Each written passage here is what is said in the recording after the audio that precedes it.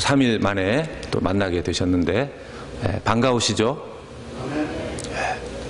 보니까 한 2분 정도가 안 반가운 것처럼 하시는데 우리 또 저는 또 다 할 때까지 반갑습니다 하고 옆에 한번 인사 한번 나누시죠. 참 말이라는 게 희한한 게 사실 별로 안 반가웠는데 반갑다고 얘기하면 반가워집니다. 이 사랑이라는 것도 그렇지 않습니까? 별로 안 사랑스러운데 사랑한다 사랑한다 하다 보면 또 사랑스러워지고. 우리 권사님 오셨네. 잘 다녀오셨습니까?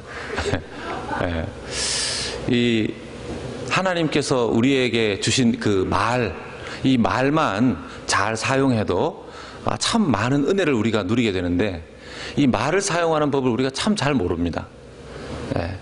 그 이유 중에 하나는 우리가 말을 사용하는 법을 별로 배운 적이 없습니다. 우리의 몸에 귀는 2개고 입은 하나이죠. 눈은 2개이고. 그런데 이 입의 경우나 이 눈의 경우는 입을 닫고 있거나 입을 닫고 있거나 눈을 감고 있으면 자기 스스로 안 봐도 되고 말하지 않아도 됩니다. 그런데 이 귀는 24시간 오픈되어 있습니다. 그래서 자기가 원하든 원하지 않든 다른 소리들이 자기 귀에 들어오게 되어 있거든요.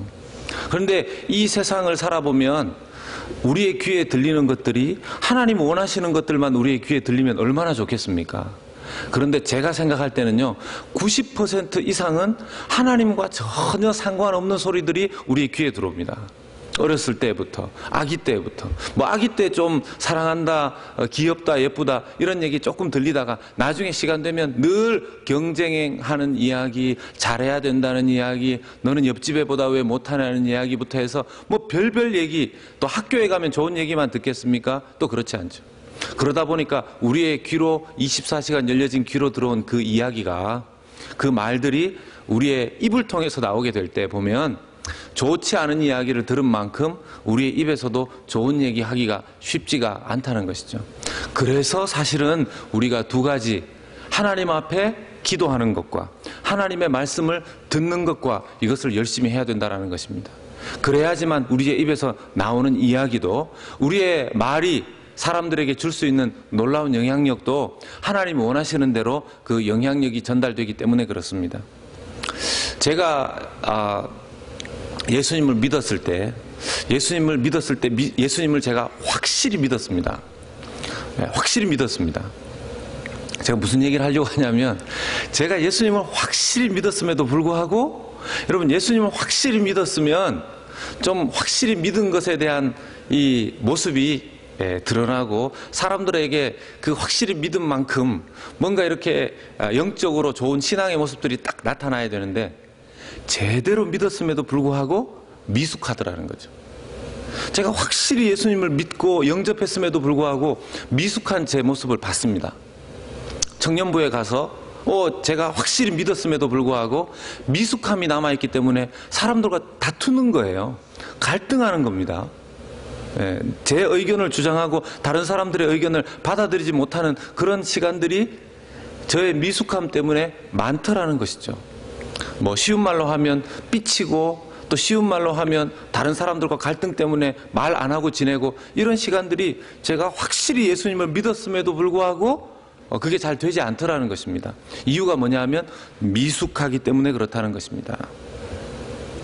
그때는 제가 돌아보면 누군가를 치유해주고 케어해주고 그렇게 하려고 애는 썼지만, 누구를 케어해주고 치유해주고 이런 것보다는 상처 준 일이 저는 더 많았던 것 같습니다. 교회 안으로 들어와 보면요, 교회 믿는 사람들은 많은데 확실히 믿어요. 제가 보면 확실히 믿습니다. 여러분들 믿습니까? 보통 물을 때도 이렇게 믿습니까? 이렇게 그 말씀 묻지 않고, 보통 이렇게 씁니까로 묻지 않고 씁니까로 묻습니다. 여러분, 예수님을 확실히 믿습니까? 믿으시죠? 근데 그렇게 믿습니다 하는 그런 교회에 있음에도 불구하고 성도들이 미숙하면 자꾸만 갈등이 많이 일어나게 되어 있더라는 것입니다. 충돌이 많이 일어나게 되더라는 것이죠. 이민교회 안에 제가 아는 어떤 교회는 그 목사님 그냥 한 몇십 명쯤 되는데 목사님만 가면 목사님이 오래 버티지 못하고 나가시는 거예요. 뭐 몇 년이 뭡니까? 뭐 1년 안에도 뭐 이렇게 나가시고. 그 몇십 명 안 되는 교회인데 왜 그런가? 이제 어떤 이렇게 저하고 한번 거쳐서 하시는 목사님이 그 교회를 부임해서 가셨어요.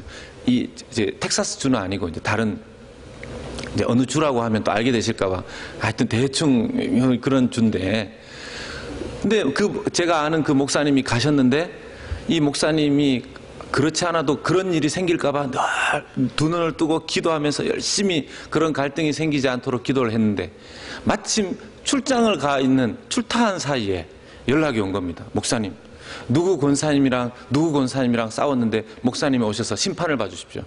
이 일을 정리를 해 주십시오. 이전까지도 그런 일들 때문에 목사님이 누구 편만 들면 그 목사님 쫓아냈던 거예요. 그래서 목사님이 딱 다짐을 한 것이 뭐냐면 누구의 편도 들지 않고 아예 이건 그냥 해결할 일이 아니다 생각해서 사모님한테 전화로 연락해서 오늘부터 집에 안 들어가고 나는 교회에서 숙식을 할 테니까 철야를 할 테니까 나를 찾지 마십시오. 그러니까 아예 이번에는 뿌리를 뽑으려고 그 목사님이 작정을 하신 거죠. 뭐 결과가 어떻게 됐는지는 아직 못 들어봤습니다. 성도들이 예수님을 믿음이 있지만 미숙하면 이런 일이 발생을 하는 것입니다. 무엇이 최선인지 무엇이 차선인지 이걸 구분을 못하는 겁니다. 저는 그런 면에서 얼마나 다행인지 모르겠어요. 저희 교회는 적어도 그런 일들은 거의 없는 것 같아요. 아직도 뭐 저한테 와서 뭐 전화 와서 심판 봐주십시오 이렇게 이야기한 적은 한 번도 없습니다. 제가 우리 교회에 와서 지금까지 제 성도님들이 저를 위해서 기도해 주시고 저를 위해서 늘 염려해 주시고 하는 덕분에 계속해서 은혜 가운데 목회를 할 수 있는 것을 제가 하나님 앞에 감사함으로 고백을 합니다. 오늘 말씀에 보면 이스라엘 백성들이 자기들이 원하는 왕은 지금 세웠습니다. 자기들이 그토록 원한 왕 세워주십시오 해서 왕은 지금 세웠는데요, 하나님 입장에서는 사실은 왕을 세우는 것이 탐탁지 않았었죠. 왜냐하면 하나님을 왕으로 모시고 살라고 했었는데 이제 와가지고 왕을 달라고, 눈에 보이지 않는 하나님 섬기는 것 너무 어려우니까 눈에 보이는 왕 세워달라고 세상에 안 믿는 나라들처럼 그렇게 이야기를 하니까 하나님 마음 섭섭하셨지만 왕 세워주셨습니다. 사무엘을 통해서 하나님께서 이제 왕을 세워주시고 난 다음에 오늘 이 말씀을 주시는 것입니다. 비록 너희들이 원해서 왕을 내가 세워주었지만 그것은 옳은 것이 아니었다라는 것입니다. 하나님이 너희들이 뭘 구하고 무슨 짓을 한 건지 내가 깨닫게 하기 위해서 사무엘 선지자를 통해서 내가 너희들을 좀 가르쳐 주겠다 이렇게 말씀하신 겁니다. 오늘 말씀의 핵심 중에 하나는 그들이 범죄한 것이었다는 거죠. 왕을 구한 일이 믿음도 없고 하나님은 허락을 하셨지만 우리한테 이런 의문이 하나 생깁니다. 하나님, 그러면 왕을 구했을 때 아예 하나님께서 왕 주시지 않으셨으면 됐지 않습니까? 허락 안 하셨으면 됐지 않습니까?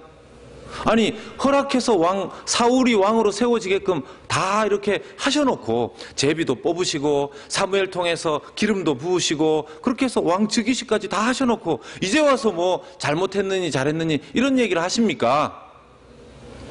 마치 이 얘기는 그런 거죠. 에덴 동산에 선악과는 왜 세워놓으셨습니까? 선악과 안 세워놓으셨었으면 우리가 범죄하지 않았을 거 아닙니까? 범죄하지 않았을 거 아닙니까? 하나님께서 최선이 아닌 이 차선의 어떤 것들을 허락하실 때가 있습니다. 이것이 하나님의 자비와 섭리의 하나의 방편인데요. 여러분 잘 아시듯이 누가복음 15장에 탕자의 이 아버지와 탕자의 비유가 나오지 않습니까? 둘째 아들이 재산 달라고 합니다. 이 15장 12절에 누가복음 15장 12절의 말씀에 보면 그 둘째가 아버지에게 말하되 아버지여 재산 중에서 내게 돌아올 분깃을 내게 주소서. 재산 중에서 내게 돌아올 분깃을 자기에게 달라고 하죠. 줍니다. 아버지가 그 재산을 줄 때 그런 기대를 마음에 했겠습니까?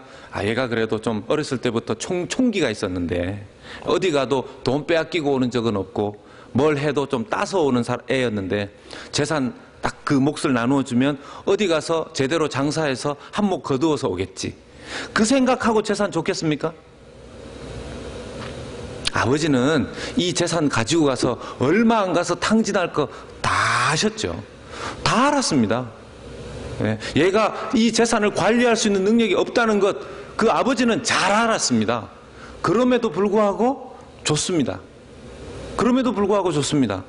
그리고 그 아버지의 생각 안에는 이 아들이 얼마나 고생할지도 알고 계셨고, 또 그리고 꼭 반드시 그 고생 가운데 깨닫고 철이 들어서 자기에게로 돌아와야 할 것도 알고 계셨죠. 물론 마음은 탔지만 하나님께서 지금 이스라엘 백성들에게 주신 것이 꼭 같습니다. 왕을 주면 이 왕 때문에 나중에 고생하게 될, 여러분들 이스라엘 역사 속에서 왕 때문에 좋은 일보다는 나쁜 일들이 훨씬 많았습니다. 왕 때문에. 그럼에도 불구하고 하나님은 왕 세워주시죠. 나중에는 그 왕 때문에 왕 바꿔달라고 기도하고 부르짖고, 왕이 잘못해서 백성들의 재산도 탕진하게 되고 재산들의 인권도 보장받지 못하게 되는 일들이 얼마나 많았습니까? 왕 때문에 전쟁에서 이기기도 하고 왕 때문에 전쟁에서 지기도 하고 그런 일들이 너무너무 많았었죠. 그럼에도 불구하고 하나님께서 왕 달라고 하는 그 요구를 허락해 주십니다. 왜요? 이것도 사실은 하나님께서 세상 왕 완벽하지 않다. 결국 너희들은 왕을 구한답시고 구했지만 결국 유일한 왕은 누구라는 겁니까? 이스라엘 백성들이 섬겨야 할 유일한 왕.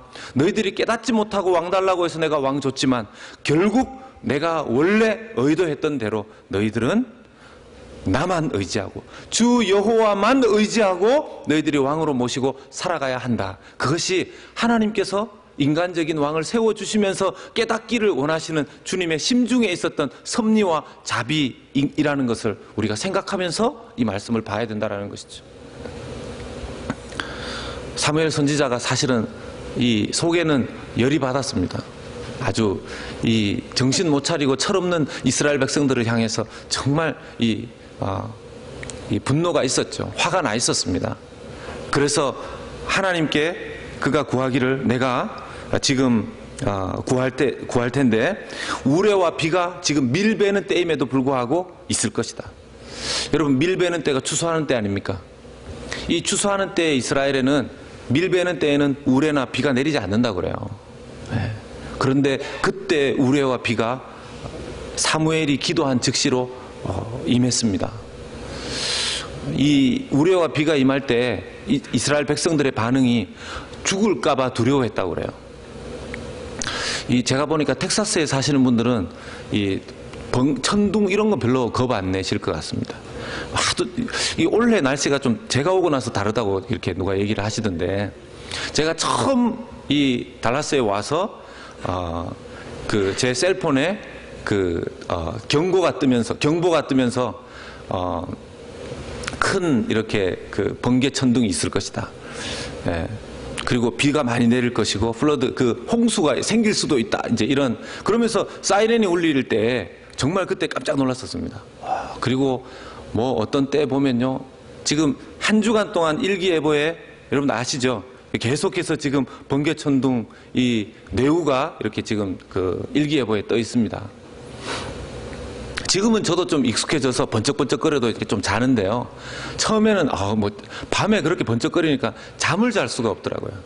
근데 지금 이건 대낮에 원래 우레와 비도 없는 달라스의 그런 주민이 아닌 이스라엘 백성들이 밀베는 때, 추수하는 때에 지금 번개치고 천둥치고 그러니까 정말 자기가 잘못했구나, 이걸 깨달은 거죠.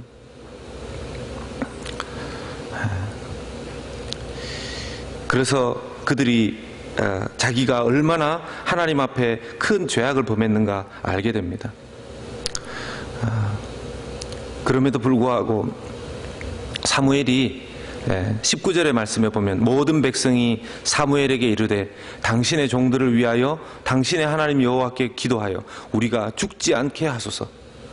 자신들은 지금 우레가 치는 것을 보면서 하나님이 이제 그냥 하나님 앞에 우리가 죽었구나, 큰 잘못을 했구나, 이제 그것을 깨닫게 된 거죠. 하나님 앞에 우리의 환경이 우리 예상했던 것과 다르게 이렇게 딱 주어지면 정말 잘못했구나, 이걸 죄 가운데 깨닫게 되는 수가 좀 있지 않습니까? 지금 이스라엘 백성들도 그제서야 이제 깨닫게 된 겁니다. 그런데 사무엘이 20절의 말씀에 이렇게 이야기합니다. 사무엘이 백성에게 이르되 두려워하지 말라. 너희가 과연 이 모든 악을 행하였으나 너희를 따르는 데에서 돌아서지 말고 오직 너희의 마음을 다하여 여호와를 섬기라. 두려워하지 말라고 합니다. 예수님을 믿는 사람들이 자기의 삶에 큰 역경과 어려움이 생기게 되면 두려움이 임하는 것을 보게 됩니다. 내가 뭘 크게 잘못한 거 아닌가? 이러다가 내가 망하는 것 아닌가? 다시 돌이킬 수 없는 그런 상황으로 일이 펼쳐지는 것 아닌가?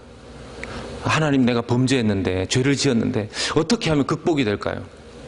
여러분, 이게 대부분의 인간적인 사람들의 마음인데요, 오늘 이 본문의 말씀이 모든 대부분의 환경에 다 적용된다고 우리가 좀 생각해 본다면요, 우리에게 하나님께서 잠시 죄를 좀 깨닫게 하기 위해서 우리의 환경을 좀 흔드실 때 우리가 경험해야 되는 것은 그 경고에 대한 두려움이 아니라 정확하게는 누구에 대한 두려움이어야 됩니까? 하나님에 대한 두려움이어야 된다는 거죠. 번개를 두려워할 것이 아니라 저 번개 맞아서 죽을까 살까 그걸 두려워해야 될 것이 아니고요, 지금 내 통장에 돈이 비어서 없는 통장에 그 돈 때문에 내가 굶어 죽을까 말까를 두려워해야 되는 게 아니고요, 내게 지금 생긴 이 건강상의 어려움 때문에 내가 죽을까 말까 그걸 두려워해야 되는 때가 아니고요, 우리 자식 때문에, 배우자 때문에, 그 속상한 그 일 때문에 내가 속이 상해서 죽을까 말까 그게 두려워해야 될 것이 아니라 우리가 두려워해야 될 것은 무엇이라는 겁니까?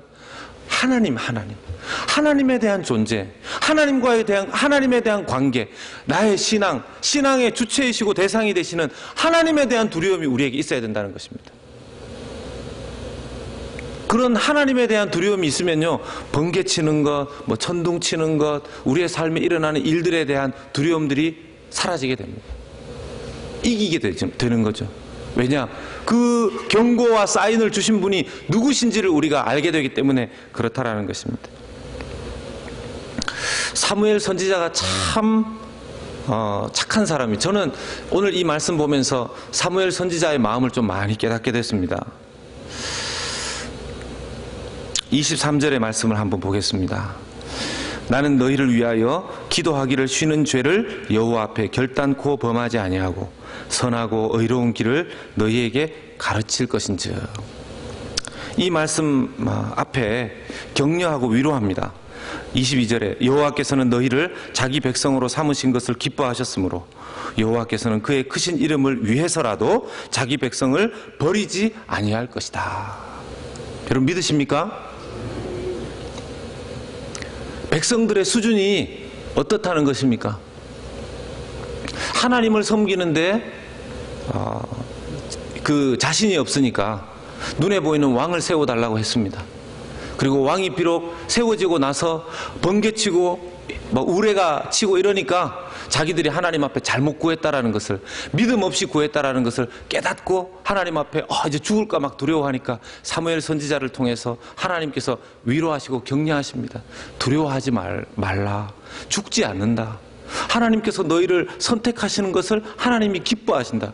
여러분, 하나님께서 저와 여러분들을 선택하신 것을 후회하시지 않고 기뻐하신다는 사실을 믿으시기를, 마음 중심으로 믿으시기를 주님의 이름으로 부탁드립니다. 하나님께서 우리를 선택하시는 걸 하나님 기뻐하신다는 겁니다. 이게 잘 넘어지고 자빠지고 이렇게 함에도 불구하고, 하루에도 12번 마음이 바뀜에도 불구하고, 사무엘 선지자의 입장에서 그 백성들을 봤을 때는 얼마나 가슴이 터지겠습니까? 하나님께서 직접 이스라엘 백성들을 다스리셔도 별 변화도 없고 늘 생각이 바뀌고. 여러분, 사람이 잘 바뀔까요? 안 바뀔까요? 저는 참고로 어려운 질문을 잘 안 드리죠.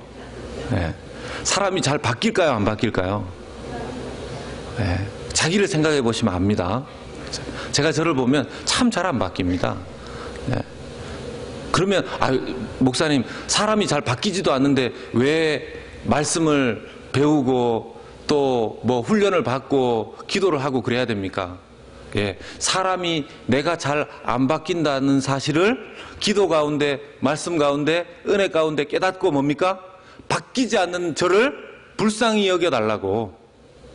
저는 바뀌지 않지만 하나님의 말씀을 붙들고 살아가게 해달라고 하나님 앞에 그걸 깨닫는 것이죠. 그걸 깨닫는 것이죠. 그래서 겸손한 사람이 되는 겁니다. 여러분, 우리가 조심해서 말해야 되는 게, 저는 다 바뀌었습니다. 예, 저는 예수 믿고 홀라당 다 바뀌었습니다. 그렇게 얘기하는 분이 혹시 계시면 그분을 무서워해야 됩니다. 우리 잘 안 바뀝니다. 원래대로 돌아가려고 하는 성향이 얼마나 강한지 모릅니다. 우리 사랑하는 연합교회 성도 여러분들, 제가 우리 교회에 와서 이제 한 8개월, 이제 또 9개월 시간 잘 갑니다. 뭐 얼마나 빨리 가는지. 예. 와서 성도님들 그동안 안 했던 막 통성기도 시키니까 막 하시고, 막 찬양도 막, 오늘 그 찬양 그 사역하시는 우리 목사님이 이제 차가 좋아서 이렇게 길에서 퍼졌어요. 제가 못 오셨는데, 그래서 오늘 새로운 찬양 사역자가 또 이렇게 막 찬양을 인도했는데, 예, 요즘 뭐 다방면으로 우리는 다 해야 되는 거죠. 예, 그래서 막 하나님 앞에서 뭐 열정적으로 또 찬양하지 않았습니까?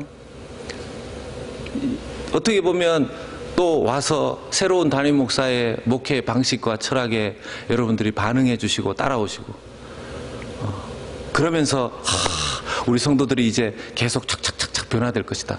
제가 그렇게 믿을까요? 네. 사람 그렇게 쉽게 바뀌지 않습니다. 한동안 막 제가 통성으로 좀 기도해 주십시오 그럴 때는 못 이기는 척하고 그냥 기도하시고 그러더니 요즘 있죠, 또 기도 소리가 확 줄어들으셨어요. 네. 요즘 줄어들었어요. 그래서 사무엘의 심정처럼 사무엘이 기도하기를, 여러분 원래는 누가 기도해야 되는 겁니까? 예? 자기 자신이 기도해야 되는 거죠. 이스라엘 백성들이 직접 기도하면 되는 거죠. 무슨 사무엘이 기도하기를 쉬는 죄를, 그 기도하기를 쉬는 게 뭐 자기를 위해서 기도하기를 쉰다면 그건 죄가 되지만, 이스라엘 백성들 전체를 위해서 어떻게 다 기도를 합니까? 근데 왜 이스라엘 전체를 위해서 자기가 기도하는 죄를 범하면 안 된다고 이야기합니까? 이스라엘 백성들이 기도를 안 하니까요. 이스라엘 백성들이 기도를 안 하니까 이 사무엘이 자기가 결단코 죽을 때까지 기도하기를 쉬는 죄를 범하지 않겠다는 거 아닙니까? 사무엘이 착합니까? 안 착합니까? 자기 얘기 아니라고 그렇게 반응하시지 않고 가만히 계시지 마시고, 누가 잘했으면 잘했다고 우리가 얘기를 해줘야 되는 거죠. 사무엘이 착합니까? 안 착합니까? 착하죠. 예. 누가 우리를 위해서 그렇게 기도해 주는 사람 있으면 고맙습니까? 안 고맙습니까? 예. 우리 주변에도 여러분 보십시오. 여기 또 예배에 나오셔서 이렇게 기도해 주시고, 우리 권사님처럼 성도들 위해서, 예, 성도들의 재정적인 상황과 또 육체적인 상황과 관계적인 여러 가지 것들을 위해서 기도해주고, 여기 또 계신 분들이 또 그렇게 기도해주고, 얼마나 귀합니까? 어떤 분은 늘 받아 먹기만 하고, 어떤 분들은 늘 퍼주시기만 하고, 애기를 보면 늘 입만 벌리고 주면 좋아하고 그렇게 하죠. 불은 또 왜 껐다 켰다. 애가 자라면 이제 철이 들면 남을 섬기는 그런 지경에까지 이르게 되죠.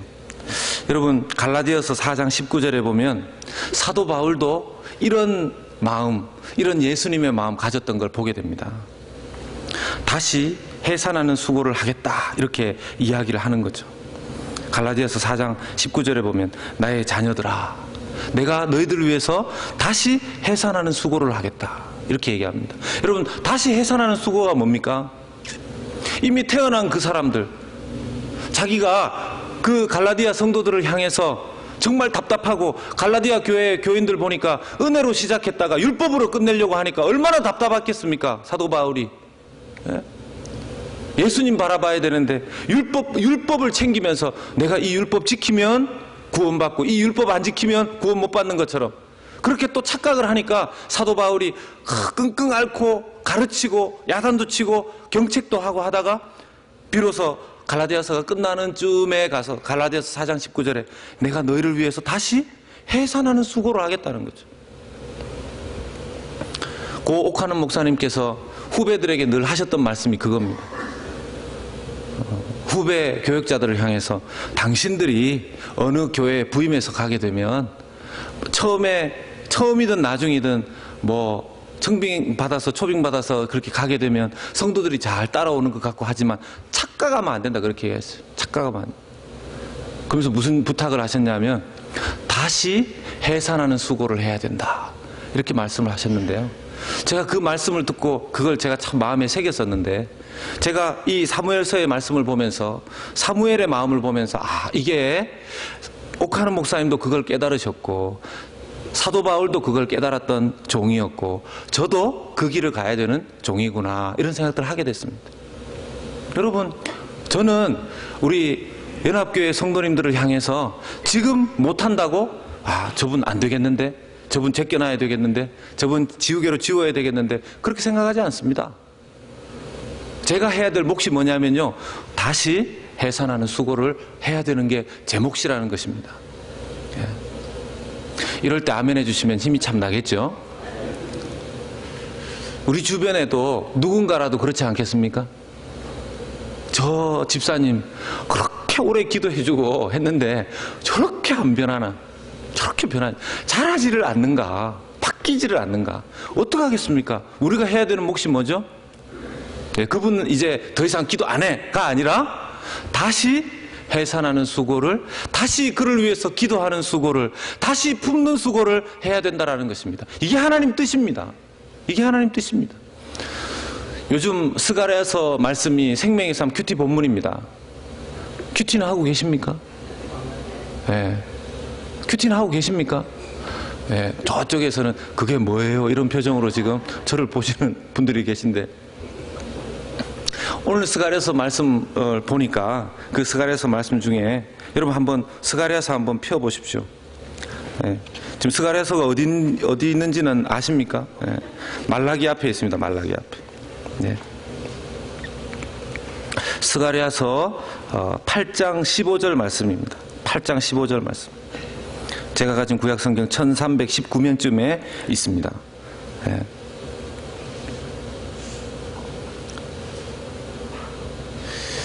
너무 편하게 안 해드리려고 제가 성경을 좀 찾게 좀 하고 있습니다. 찾으시게끔. 스가랴서 8장 15절 말씀 찾으신 분들 저와 합독하겠습니다. 시작. 이제 내가 다시 예루살렘과 유다 족속에게 은혜를 베풀기로 뜻하였나니 너희는 두려워하지 말지니라. 다시 은혜를 베풀기로 하나님께서 작정하셨다는 것입니다. 할렐루야. 하나님께서 우리를 향하신 사랑은 늘 다시 사랑하시는 것입니다. 또 다시 사랑하시는 것입니다. 이게 어른들과 아이들의 차이입니다. 아이들은요, 한번 하면 이제 한동안은 그냥 말 안 합니다. 네. 뭐 그렇게 해서 끝까지 이렇게 서로 다른 길로 가는 친구들도 있고요.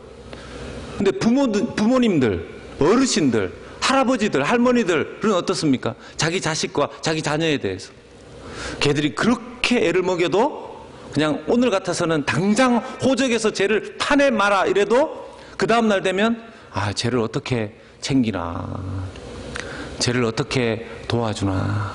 그게 부모님 마음이시죠. 하나님 마음, 그 하나님 마음이 부모님 마음에 들어간 것 같습니다.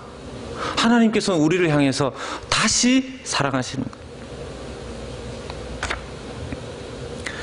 이 사무엘 선지자를 보면서 하나님 앞에 받는 이 도전, 다시 해산하는 수고를 해야 돼요. 제가 목회자로서 제가 이 말씀을 보면서 그런 도전을 받습니다. 이 목회하는 목사들에게 있어서 제일 조심해야 되는 것 중에 하나가 과욕이라 그럽니다. 과욕. 너무 욕심 부리는 거죠. 사역에 대해서도. 오늘 말씀 가운데 너희들이 헛된 것 따르지 말라, 우상이다 그렇게 말씀하시는데 목회자에게도 우상이 있습니다. 뭐 숫자에 대한 우상, 교회 사이즈에 대한 우상, 이런 것들이 있습니다. 목회자에게도. 뭐 그게 중심이 잘 잡혀 있을 때는 영혼에 대한 하나님 앞에서의 안타까움이지만 이게 살짝 바뀌게 되면 우상이 되어버리는 거죠. 그러다 보면요, 브레이크 없는 자동차처럼 막 달리게 됩니다. 여러분, 자동차가 브레이크가 없으면 언제 멈춰 서죠? 예, 어딘가에 부딪혀야 섭니다. 그러니까 목회자가 과욕을 부리면 막 달리다가 어딘가에 꽝 하고 부딪혀야 정신을 차립니다. 쉬면서, 아, 이러면 안 되는구나. 이러면 안 되는구나. 원래 목회자가 해야 되는 일이 뭡니까? 교회 숫자 불리는 겁니까? 여러분, 원래 목회자가 해야 되는 게 뭡니까? 교회 건축해야 되는 겁니까? 원래 목회자가 해야 되는 것은 하나님의 말씀을 제대로 전하고 하나님께서 부탁하신 양들을 제대로 케어하고 그들이 건강하게 하나님 앞에서 신앙생활을 하고 복음의 그 중심에 늘 깨어서 하나님 앞에 신앙생활을 할 수 있도록 그 책임을 하나님께서 목회자에게 부탁하신 거죠. 그런데 그게 까딱 잘못하면 교회 숫자 불려야 되는 것처럼, 건축해야 되는 것처럼, 다른 어떤 교회 이벤트들 많이 만들어야 되는 것처럼 그렇게 깜빡 속는 게 목회자들의 과욕이라는 것입니다. 그 과욕 때문에 때로는 어떤 큰 문제들이 발생을 하게 되더라는 것이죠. 일반 우리 성도님들은 어떠십니까?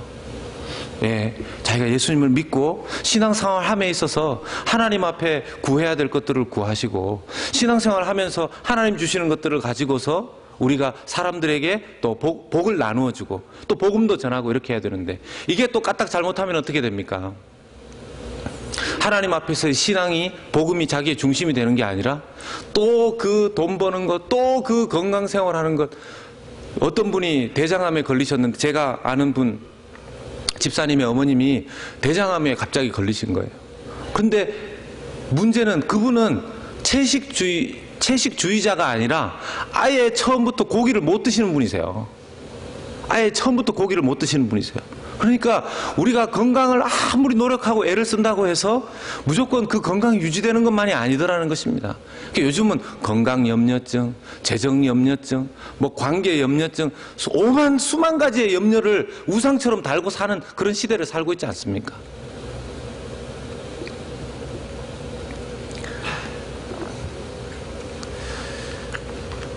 교회 안에서도 저는 그래서 그때 당시에 사무엘의 안타까움, 여러분 보십시오. 사무엘은 그래도 자기가 성도들을 위해서 그 이스라엘 백성들을 위해서 기도하겠다고 작정을 했지만 그 백성들 가운데 사무엘 같은 수준의 사람들이 조금 더 많았더라면 이스라엘은 얼마나 하나님을 기쁘시게 했겠습니까? 오늘날도 마찬가지겠죠. 교회 안에 이런 사무엘과 같은 신앙의 성숙한 수준의 사람들이 많아지는 것이 하나님께서 기뻐하는 교회, 기뻐하는 공동체가 되는 비결인 줄로 믿습니다. 시간이 지나도 자라지 않는 그런 일들이 되면 안 된다는 거죠. 사람이 자꾸 자라지 않으면요, 오해를 합니다. 오해를 해요. 부모가 이 자녀들이 어릴 때는 뭡니까? 저희 지금 둘째도 이제 폰이 있어요. 폰이 있는데 이제 이렇게 스마트폰이 아니라 이렇게 꾹꾹꾹 눌러서 이제 걸고 받고 이거밖에 못하는 그 폰인데 늘 뭐 얘기하는 거죠. 자기가 8학년인데 자기 주변의 사람들 통틀어서 뭐 스마트폰 안 가지고 있는 그런 애들이 없다 뭐 이런 얘기 막 하고 이렇게 잘 눌러놓으면 시간 가면 또 얘기하고 그래요. 제가 스마트폰 사줄 돈이 없는 사람이 아닙니다. 몇 개까지는 아니지만 그래도 하나 정도는 사줄 수 있는 그게 되죠. 근데 이 첫째한테 스마트폰을 너무 빨리 해줘 보니까 이 득보다 실이 더 많은 겁니다. 그러니까 어떻게든 지금 지네 엄마가 또 뭐 제가 이렇게 저는 좀 해줘도 될까 이러다가 뭐 아내 눈빛을 보니까 괜히 제가 찬성했다가 뼈도 못 이게 본전도 못 건질 것 같으니까 그냥 옆에서 저는 그냥 그래 얘야 뭐 이렇게 하는데 걔는 뭐 달라는 거죠. 그러니까 지금은 걔가 이해를 하면서 힘들어 하는데요. 더 어린 수준일 때는 어떻게 오해할 수 있을까요? 엄마 아빠가 자기 사랑하지 않는다 생각할 수 있지 않겠습니까? 신앙이 어리면요 자꾸 오해를 합니다. 성도들 중에서 자꾸 무슨 일만 생기면 오해를 하는 성도들이 있어요. 그래서 어떤 그런 분들한테 가서 이렇게 얘기하다 보면 집사님 그거 오해입니다. 왜 그런 오해를 하십니까? 이러면 어떤 분이 그러시더라고요. 목사님 성도 오해할 권리가 있습니다. 그러시더라고요. 또 예, 담대. 그렇죠. 예, 좋습니다. 성도는 오해할 권리가 있습니다. 그러면 목사는 해명할 권리를 좀 주십시오. 제가 그랬거든요. 예. 근데 오해할 권리가 있습니다. 예, 좋습니다. 사람인 이상 오해할 수 있죠. 그러나 오해를 하게 될 때 타이밍이 맞지 않아서 목회자가 그것을 해명할 수 있는 기회조차도 없을 때, 그러면 어떡합니까? 그런 때가 많거든요. 제가 선배 목사님에게 이런 케이스를 얘기하니까 그러더라고요. 김 목사, 성도는 오해할 권리가 있다. 그리고 목사는 그 오해를 해명할 기회가 없을 때가 있다. 그럼 어떻게 해야 됩니까? 하나님 앞에 기도하는 거지. 하나님 앞에 탄원하는 거지. 그렇게 얘기하시더라고요. 제가 그게 정답이다 생각했습니다. 사람들에게 다 그걸 설명해주고 하려고 하는 것이 아니라 하나님 앞에 기도하는, 사무엘이 딱 그런 마음 아니었겠습니까? 성도들이, 이스라엘 백성들이 하나님을 잘 이해하지 못하고 하나님의 뜻을 헤아리지 못하고 하나님께서 원하시는 그것을 구하는 것이 아니라 하나님이 원하지 않는 그것을 늘 구하고 우상에 마음 뺏기려고 하는 그 성도들을 보면서, 하나님의 뜻을 오해하는 그 이스라엘 백성들을 보면서 사무엘의 마음이 얼마나 불이 붙었겠습니까? 여러분, 그 우레와 그 천둥 번개는요, 자연적인 것이기도 했지만 제가 생각할 때는 그렇습니다. 사무엘의 마음속에 있었던 천둥 번개 아닌가 생각됩니다. 그 사무엘의 마음속에 있던 그 울분이 번개처럼 떨어진 게 아닌가, 그런 생각들이 듭니다. 그럼 오죽했으면 번개 천둥 치지 않는 밀배는 추수 때에 그게 쳤겠습니까? 여러분, 추수라고 하면 지금 밀배는 그 추수 때에 이스라엘 백성들도 하나님 앞에 열매 맺어야 되는 열매, 추수, 이런 것들이 삶에 있어야 되지 않겠습니까? 우리 연합교회가 50년이 됐으면 그 어떤 공동체보다도 더 많은 추수, 인격적인 삶의 열매와 행실의 추수, 인격의 추수, 신앙의 추수, 열매들이 많아야 되지 않겠습니까? 만약에 그게 우리의 삶의 공동체의 교회 부족하다면요, 하나님이 얼마나 마음 아파하시겠습니까? 하나님 얼마나 마음 아파하시겠습니까? 그런 때에 우리가 다시 하나님 앞에 다잡아야 되는 것은, 다시 우리 자신을 하나님 앞에 드리면서 다시 우리가 하나님 안에서 새롭게 거듭 태어나야 하는, 누군가가 우리를 위해서 기도하면서 해산하는 수고를 한다면 우리는 하나님 안에서 다시 거듭 태어나야 되는 그 기도를 주님 앞에 올려드려야 될 줄로 믿습니다. 그래서 제가 여러분들에게 드리는 부탁 중에 하나는요, 제가 요즘 보면 이렇게 다시 좀 깔아앉으려고 하세요. 다시 은혜의 불이 붙기를 주님의 이름으로 부탁드리고 축원합니다. 예. 여러분, 말씀을 마칠 때 제가 통성으로 기도하기를 부탁을 드립니다. 그 이유가 뭔지 늘 설명을 드리죠. 예. 입 꼭 다물고 기도하시면요, 잡생각만 자꾸 많이 날 수 있습니다. 꼭 소리내서 통성으로 합심해서 기도해 주시고요. 기도하실 때 저는요, 저희 교회 죄송합니다, 우리 교역자들 통성으로 기도하는 기도 소리 작으면요, 가가지고 제가 등짝을 때립니다. 예. 크게 기도하시라고, 크게 기도하라고. 예. 성도들 위해서 크게 기도하라는 거죠. 성도들 위해서. 제가 새벽에 나오면요, 새벽에 기도 나오시는 분들은 아실 겁니다. 김상태 목사 왜 혼자서 난리치면서 주여 부르짖고 그렇게 하는가? 제 기도하느라 주여 부르짖는 거 아닙니다. 그 시간에 제 기도 안 합니다. 성도들 위해서, 누군가는 성도들 위해서 외쳐야 되지 않습니까? 잠들어 있는 성도들, 누군가는 그 시간에 이미 일터에 나가 있는 성도들이 있습니다. 바빠서 기도할 시간 없는 그 성도들을 향해서 누군가는 부르짖으면서 기도해야 되지 않겠습니까? 제가 기도를 잘해서가 아니고요, 하나님께서 저를, 사무엘을 그런 선지자로 부르셔서 그 이스라엘 백성들을 위해서 부르짖고 기도하라고 하시는 것처럼 그 책임 저한테 주셨으니까, 그 책임 교역자들에게 주셨으니까 기도하는 거죠. 그 책임 장로님들에게 주셨으니까 그렇게 기도하셔야 되는 거죠. 그 책임 권사님들에게 주셨으니까 기도하셔야 되는 거죠. 그렇지 않습니까? 누구도 여기에서 면제될 분들이 없는 겁니다. 여러분, 교회 권사님들, 기도의 어머니들 아니십니까? 누구보다도 기도의 자리에 권사님들이 그 자리 지키셔야 되는 거 아니겠습니까? 장로님들 영혼 돌보시고 기도하시고, 신방하시고 사람 만나시고, 집사님들 맡겨진 일들 있으시면 충성되게 그 일들을 할 때 교회가 건강해지고 성숙해지고 철든 교인들이 많아지는 줄로 믿습니다. 그런 교회가 될 때, 정말 교회가 부흥이 오는 거죠. 마지막으로 여러분들에게, 여러분 사랑하는 우리 연합교회 성도님들, 교회가 변화되기를 원하십니까? 교회 부흥이 있기를 원하십니까? 정말 그러십니까? 여러분, 교회가 부흥되기를 원하신다면 부흥을 위해서 기도하셔야 되는 줄로 믿습니다. 기도하지 않고 부흥이 일어날 수 있습니까? 어떤 교회, 어떤 시대에, 어느 나라에 기도하지 않고 부흥이 일어난 적이 있습니까? 정말 부흥이 일어나기를 원하신다면 기도해 주시기를 바랍니다. 기도하는 그 실천으로 하나님께서 기뻐하시는 그 부흥의 역사가 우리 교회에 부으시고 임하게 될 줄로 예수 그리스도 이름으로 간절히 기도하고 부탁드립니다.